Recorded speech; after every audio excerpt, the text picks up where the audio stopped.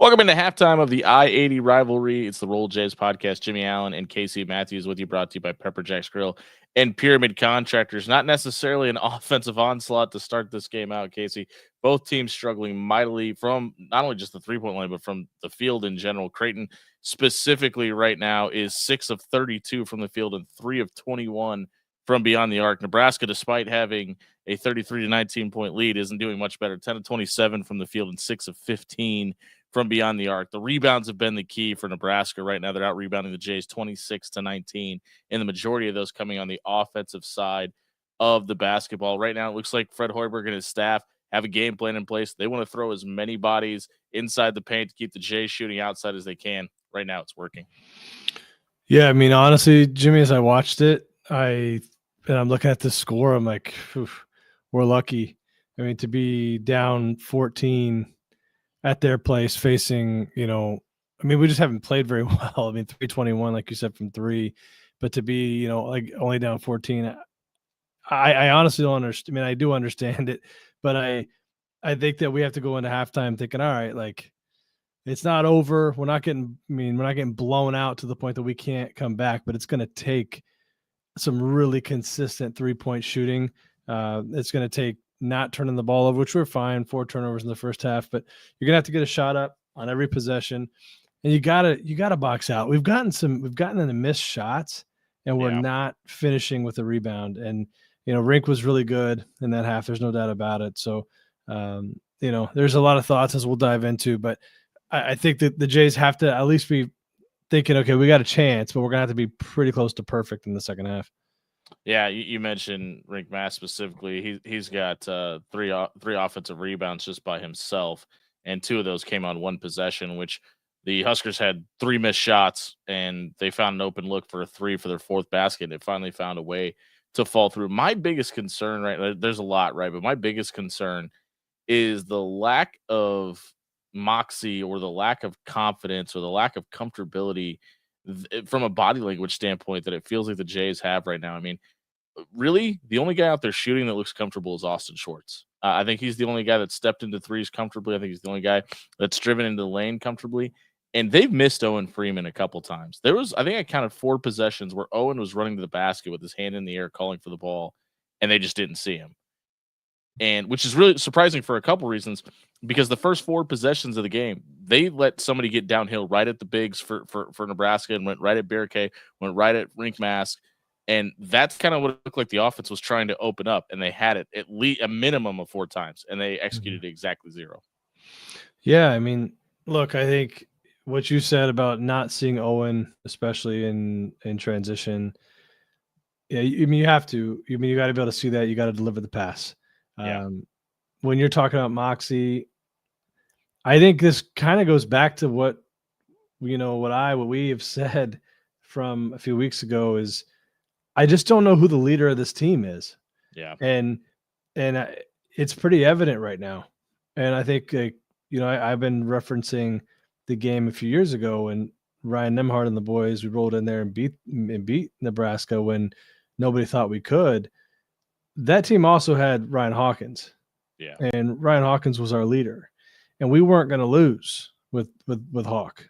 And, in this game, you would like to see Josh, honestly. I think he's got to be the one. I think I've been pretty consistent with that. Talking about Nebraska's game plan, they're clearly trying to they're going to let anybody other than Blake Harper or Josh Dix beat them. Mm-hmm. Like, they're going to be perfectly fine with that because Josh Dix just 2 shots, and I think Blake only has 2. Now he's 0 for 3. So those guys combined are an 0 for 5. And those 2 taking just 5 shots combined in a half, that's not going to win a lot of basketball games. No, it's not. But even more of like kind of what you're saying is like moxie. But I think what you might even be referencing is toughness. Yeah. Is confidence. Playing like it matters. Yeah, I mean, I think that's a good call. I mean, we say that about Austin, but then again, he's 2 for 7. It's like some of them. I mean, for the most part, his shots have been fine. There's been a couple that I was like, he kind of could have worked for a better shot. Here's the thing: the environment is nuts, right? Yeah, but that's a hostile crowd right now. Yeah, but that's what you want. Like this is fun, and so you've got to be able to. Supposed to be. Yeah, but when the environment is like that, it's really like it's where some of that communication stuff can really falter. And you've got to talk, you've got to communicate, you've got to be together, and it's got to be 5 dudes on the court rowing the boat in the same direction. They've got to understand the game plan. They've got to be able to work towards accomplishing that game plan. And what it looks like to me is they're getting sped up offensively, and then the first time they see some daylight, they're taking the shot. When in reality, that's what Nebraska wants you to do.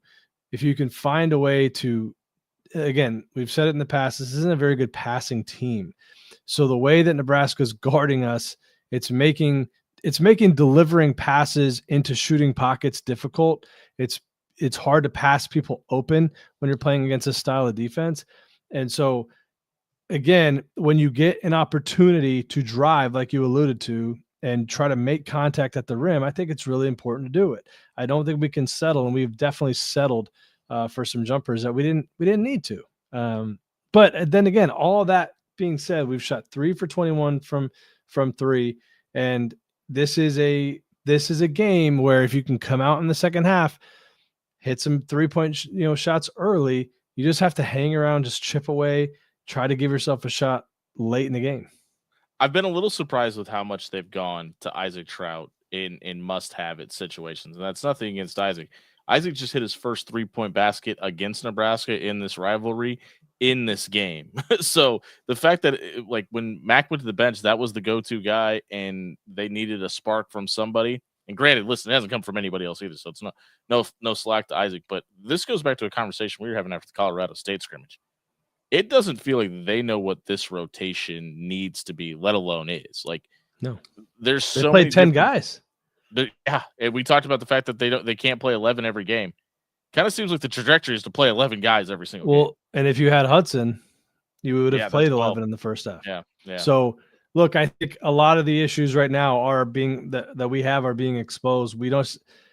I really hate saying it. I do, because we care about these dudes, we care about this team, but there's just such a lack of athleticism, and not having Hudson on the floor just exacerbates that even more. And he's a guy that in this kind of game, I think could make some plays against the style of defense. The reason why you're going with Isaac is because you are thinking, okay, he's got to be able to hit some shots, and he can keep the floor spaced. You got to have somebody do it, because nobody else is doing it either. And you can get Nebraska to get into rotations defensively with the way they're hedging, switching, that you can get them in rotations. You got to have personnel on the court that can take advantage. If somebody's late to a switch or somebody's late to a rotation, you can catch them sleeping and get an open 3. You got to be able to knock it down. Isaac's the one that can do it. Josh can do it. We have guys that are capable, but they just haven't delivered in this game. And that's why, again, I get it. If I'm a fan, I am a fan watching this, I'm not feeling great, but I'm also not completely, giving up. I do think if we hit some shots early, get some confidence, we can hang in. I've been really surprised with the performance that we've seen out of Nick Graves up into this point, the performance that we've seen out of Ty Davis as well. Both of those guys have passed up open looks. They've missed guys at the post. And when we talk about the most important piece of Greg McDermott's offense, it starts and ends with the point guard. It does in most offenses. But those two guys specifically have had really, really bad first halves. And that's stuff that's got to get cleaned up in the second half. It does. And a lot of that is understanding the game plan and just not – look, it's a big moment. I understand that. But you can't make the moment bigger than it is. At the end of the day, regardless of the name of the front of the jersey or the back of the jersey, it's a basketball game. You're playing your team against theirs, right? And it's a matter of executing the game plan, trusting in the game plan. Let the chips fall where they may. But if you're going to go out and try to make things happen outside of the offense, outside of the game plan, it gets very hard. Now, credit to Nebraska. I say it all the time. They want to win too. So they're doing what they can to disrupt our offense. They've done a very It's not like they're playing great, though. It's not like they're playing great. I think that's important. They're not. And a lot of that to me is the fact that, look, as you go forward in the season, and we're going to see this in conference play, we know this team, we know the scheme. When you watch us on defense, just watch some of the things that you're doing.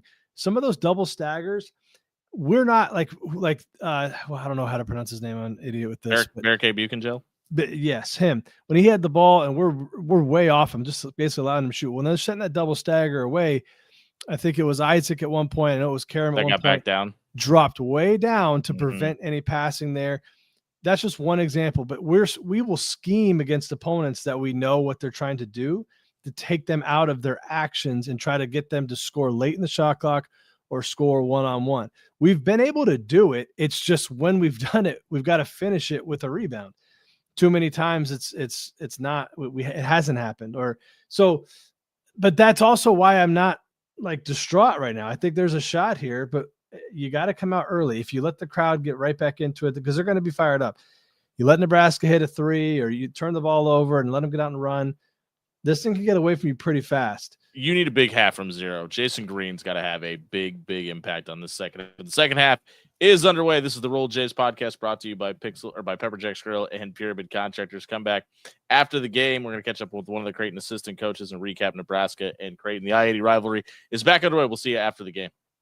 Why you need to try Pepper Jack's Grill, the best Philly cheesesteak in America. At Pepper Jack's Grill, we craft your Philly just the way you like it. Fresh ingredients, sizzling on the grill, and endless customization options. Not just Phillies, we've got rice bowls, burritos, nachos, and even vegetarian choices. And don't forget those crispy fries with our famous spicy ranch. With 10 great locations in Omaha, there's a delicious meal waiting for everyone in the family. Pepper Jack's Grill, your Philly, your... At Pyramid Contractors, we do it all. From repairing or replacing your roof to updating siding, windows, or gutters. When you have a home improvement project, call Pyramid Contractors. Pyramid